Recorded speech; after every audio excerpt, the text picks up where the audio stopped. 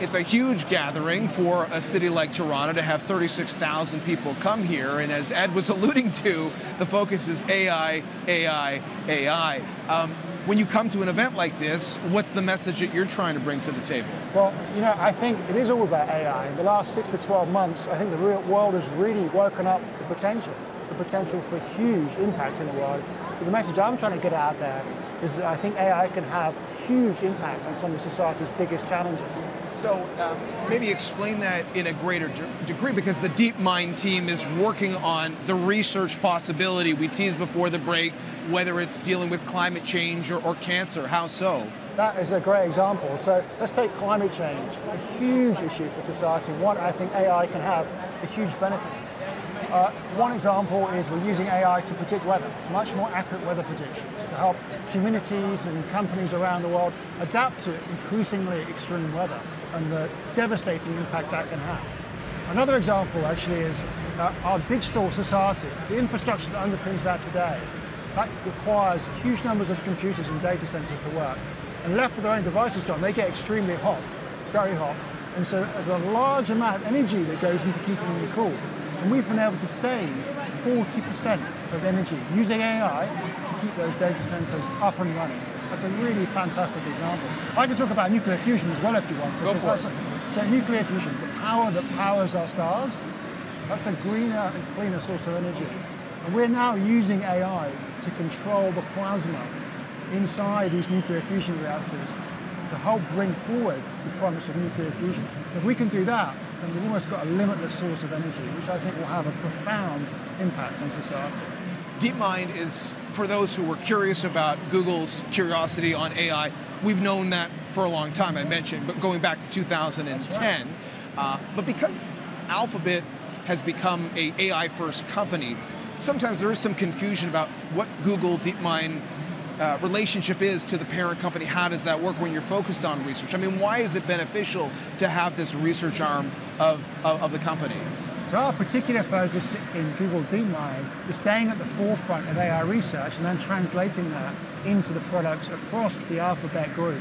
And it's really valuable to gather together like-minded people so you can stay at the forefront. It's clustering these folks together that allows us to stay at the forefront of research and be able to develop this research which we can then put into products, like in climate change, but also put it into YouTube and the healthcare examples, or the health examples you mentioned earlier as well, is another great area. So you would be in a good position to understand the opportunities and the risks of fast-changing technology. I think one of the biggest questions for your parent company or any big technology company betting on AI right now is, are we moving too quickly? What do you think about the speed of adoption in AI today, considering that DeepMind's been thinking about this for more than a decade? Well, zooming out, you're absolutely right. It's incredibly important that we pioneer responsibly. We take careful steps as we're developing this technology. It's an extremely powerful technology, so we have to take exceptional care. So we've been thinking about this from the beginning, even from the beginning of DeepMind. We call it pioneering responsibly. We have to make sure that as we do our work, we're taking the right mitigation steps, we're getting the right reviews in, we're involving the right people every step of the way. On the regulatory front, because that's another big issue, and it has been this week, we actually just spoke to the innovation minister here in Canada, who has legislation on the table to try to at least have some regulation around AI.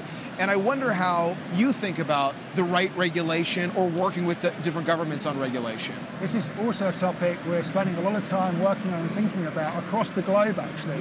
We want to make sure we're sharing our insights so we can really help regulators think about the most effective regulation.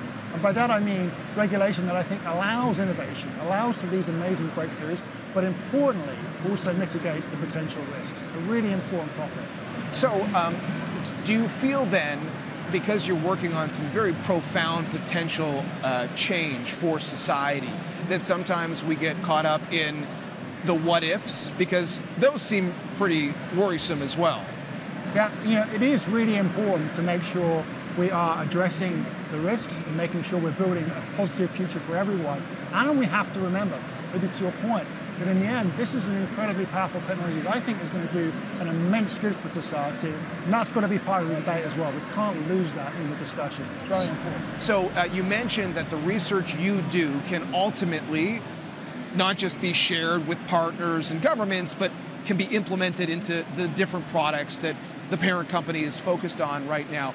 How does that work? What's the time for, when do you know that the research you've done is really worth passing on and sharing with the rest of the team, and ultimately might be something consumers or companies can see?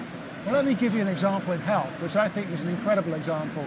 Proteins are the building blocks of life. They're what keeping you and I working right now. And we've developed some technology that understands proteins at a much deeper level, which has been used by a whole range of amazing companies and organizations. Like, I think there's actually a group here at the University of Toronto, in fact, that have been able to use this technology. We call it AlphaFold, to identify a target for a drug against liver cancer, one of the leading forms of liver cancer. That's an amazing example of how we've taken AI that was kind of being developed in the lab, and we've brought it and we've worked with a partner here in Toronto to do something which is really profoundly impactful. And are you finding talent here as well for your team? We have a base here in Toronto, actually, and in Montreal, and a lot of great team members here in Canada.